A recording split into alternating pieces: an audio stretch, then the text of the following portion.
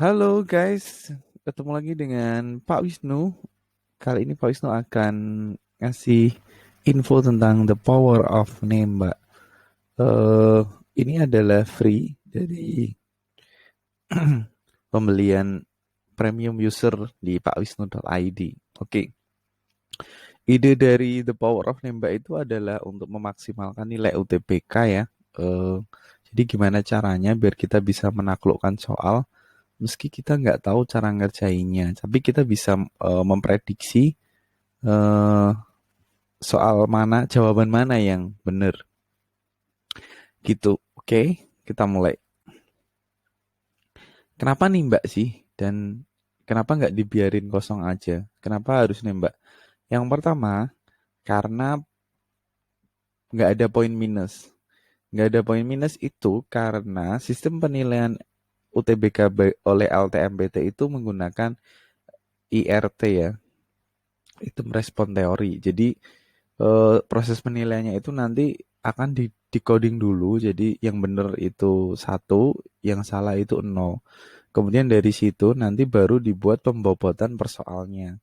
Jadi misalkan soal nomor satu nih akan di coding dulu dari 1.000 orang yang benar, dari 1.000 orang yang jawab berapa yang benar, berapa yang salah. Misalkan soal itu poinnya 80, artinya banyak yang benar. Nanti kalau banyak yang benar, poinnya berarti bobot soal itu berarti berapa begitu. Nanti sistemnya akan membuat pembobotan.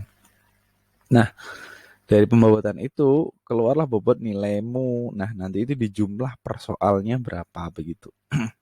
Jadi nggak ada poin minus. Yang ada adalah bobotnya nanti yang berbeda-beda di setiap soal. Tergantung dari soal itu nanti banyak yang jawab benar atau soal itu banyak yang jawab salah.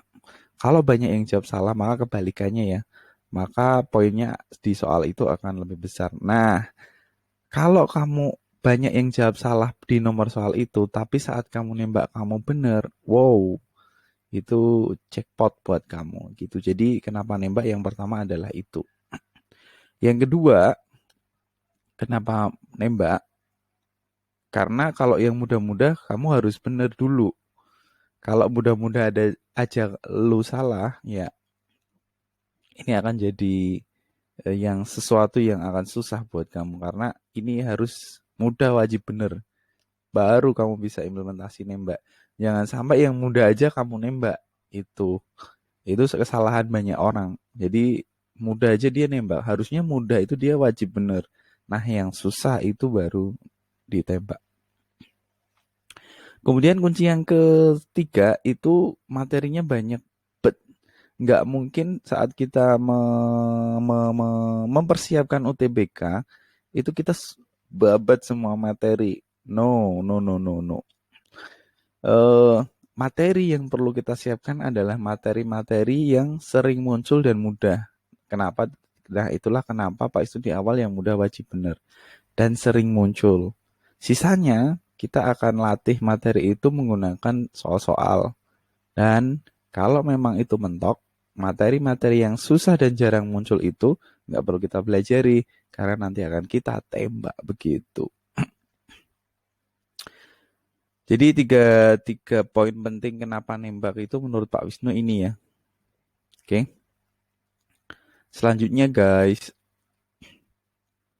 Nah, jadi saat kita nembak itu kemungkinan benernya cuma 20% ya karena A, B, C, D, E itu kan 5 ya. 5/100 berarti kamu cuma punya kemungkinan bener itu 20%. Nah, gimana sih caranya biar saat nembak itu kamu punya kemungkinan bener itu lebih dari 20%? Ya, kamu harus belajar beberapa cara atau teknik biar kemungkinan itu bisa lebih dari 20% gitu. Nah, teknik ini nanti yang harus lo paling nggak tahu biar kemungkinannya itu nggak hanya 20% bisa naik bahkan misalkan 50% gitu. Karena kita bisa nyingkirin jawaban-jawaban lain tinggal dua opsi yang kita pilih gitu. Itulah kenapa kita harus ngerti teknik-tekniknya. Oke? Jadi biar kita bisa menaikkan kemungkinan benar nembak kita, maka kita paling nggak harus ngerti beberapa teknik yang diperlukan saat kita nembak tadi, saat kita nembak, oke? Nah, di luar teknik, ada hal yang paling vital yang menjadi apa ya, pokok saat kamu mengerjakan UTBK, yaitu adalah fokus dan ketenangan. Di saat saat kamu udah punya teknik, tapi nggak punya fokus dan tenang, maka akan bubar semua. Oleh karena itu, pertama-tama yang harus kamu setting saat kamu tes, itu adalah kamu harus fokus yang pertama dan tenang. Gimana caranya biar fokus dan tenang? Banyak banget caranya. Mulai dari persiapan yang lama, kemudian persiapan menuju tempat tes yang tidak terlalu mepet biar kita bisa punya waktu untuk ngecek tempat, nggak tergesa-gesa sehingga masuk ke dalam ruangan itu sudah bisa eh, set gitu, udah bisa fokus untuk ngerjain soal. Bayangin kalau lu pergi ke tempat terlambat, masuk ruang aja terlambat, gimana mau fokus? Grogi sama pikiran lo ketinggalan di jalan ya. Jadi lo harus gimana caranya setting saat sampai di tempat ujian bisa fokus dan tenang. Ini adalah perang pertama buat seorang yang ngikutin ujian. Kalau di saat kamu ujian udah bisa fokus dan tenang, maka selanjutnya kamu tinggal menerapkan strategi dan teknik-teknik yang udah kamu pelajarin, materi yang udah kamu pelajarin, tinggal menerapkan itu step by step ngerjain soal. Tapi kalau di perang pertama ini kamu akan gagal, maka belakangnya akan susah. Jadi pertama-tama pastiin saat kamu udah masuk di ruang UTBK, kamu fokus dan tenang. Kemudian ada cara lagi, misalkan berdoa. Kemudian kalau di agama saya itu bisa zikir, kemudian bisa macam-macam lah ya. Jadi cari cara gimana biar kamu bisa fokus dan tenang. Karena fokus dan tenangnya seseorang itu kadang-kadang tekniknya berbeda-beda. Kalau Pak Wisnu pengalamannya untuk fokus dan tenang, dulu itu boleh itu ya, bawa permen ya. Jadi Pak Wisnu ambil permen, kemudian dimakan gitu permennya. Begitu, nggak tahu kalau yang sekarang boleh bawa permen atau bawa minuman nggak. Itu menurut Pak Wisnu sih sangat membantu banget. Gitu. Jadi ini di atas teknik dan lu harus pastiin ini terjadi di diri lu saat lu ngadepin UTBK. Lu harus bisa fokus dan tenang, oke? Nah, sekarang kita ngomongin tekniknya nih. Nah, tekniknya itu paling nggak Pak Wisnu bagi menjadi 3 nih, yaitu manajemen waktu, kemudian mengenal jawaban pengecoh, kemudian memahami pola-pola umum yang sering dipakai oleh pembuat soal. Pak Wisnu jelasin satu-satu, kemudian nanti video dan PDF dari teknik ini akan Pak Wisnu bedakan ya. Nanti memahami pola ini udah ada videonya, kemudian pengecoh nanti PDF, manajemen waktu juga nanti PDF. Begitu. Pak Wisnu jelasin dulu yang manajemen waktu. Jadi manajemen waktu ini adalah teknik untuk mengelola waktu dalam mengerjakan soal. Karena tanpa teknik ini, proses nembak itu nggak akan bisa berjalan sebagaimana mestinya. Jadi tanpa manajemen waktu, takutnya nanti kamu nembak itu tanpa melihat soal. Padahal nembak yang benar itu harus baca soalnya, nggak bisa langsung tanpa lihat soal jawab A, B, C, D itu sama sekali tidak menaikkan prosentase kemungkinan benarnya. Jadi sekali lagi teknik nembak itu di awal kita tujuannya adalah untuk bisa menjawab soal benar. Tanpa melihat soal itu susah sekali persentase benarnya bisa naik. Pasti hanya 20% dan luck saja. Kalau kamu bisa manajemen waktu dengan baik, maka kamu akan bisa spend time untuk soal-soal yang sulit, bisa membaca soalnya, kemudian bisa menganalisis soalnya, jawabannya, sehingga kamu bisa tahu kemungkinan jawabannya yang benar itu gimana. Itu tujuan manajemen waktu itu seperti itu.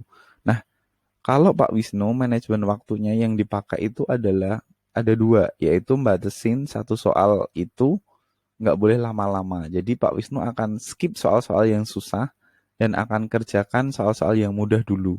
Itu manajemen waktu yang paling gampang. Yang pertama itu ya. Jadi skip soal-soal yang susah, kemudian ngerjain soal-soal yang mudah yang pasti benar.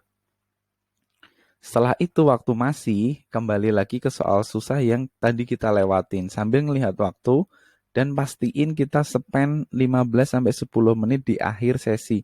Jangan sampai sesi habis, kita belum selesaiin semua soal. Jadi pastikan 15-10 menit sesi sebelum akhir, lu harus udah stop ngerjain soal, kemudian kamu cek lagi soal-soal yang belum diselesaikan, kemudian sikat soal-soal yang belum diselesaikan. Paling nggak ada 2 pokok manajemen waktu tuh itu. Nanti Pak Wisnu kasih PDF-nya ya yang ini. Ya, paling nggak secara teknik seperti itu gambarannya. Dan harapannya lu udah punya strategi itu untuk ngadepin UTBK besok. Oke? Kemudian yang kedua yaitu mengenal pengecoh. Ini juga udah Pak Wisnu buatin PDF-nya.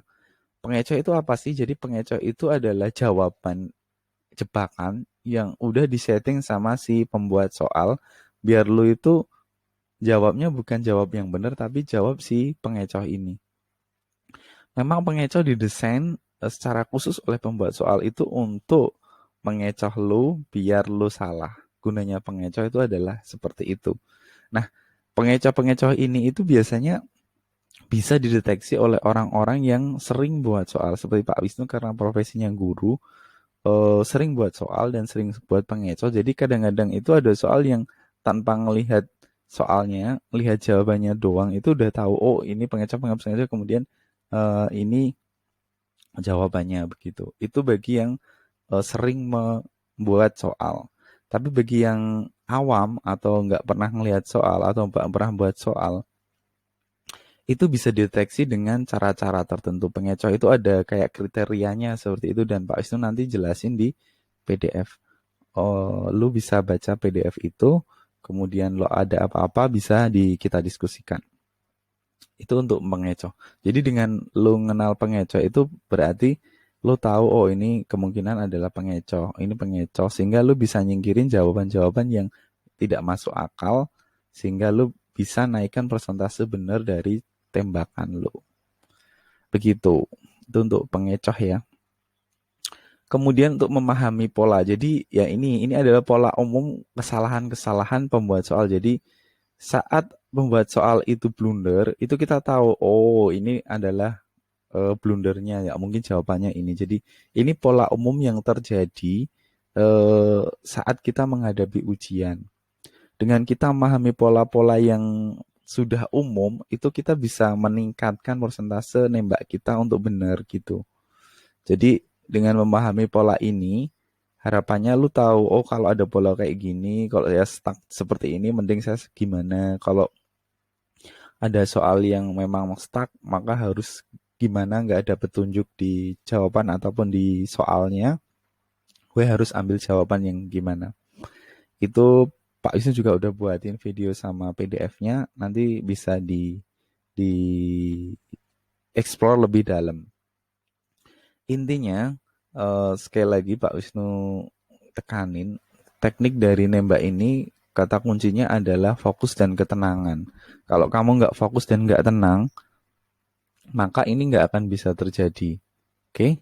Jadi pertama-tama adalah lu harus fokus dulu dan tenang, biar lu bisa dan ngerti dan tahu eh, bisa melaksanakan atau bisa ngelakuin teknik nembak ini.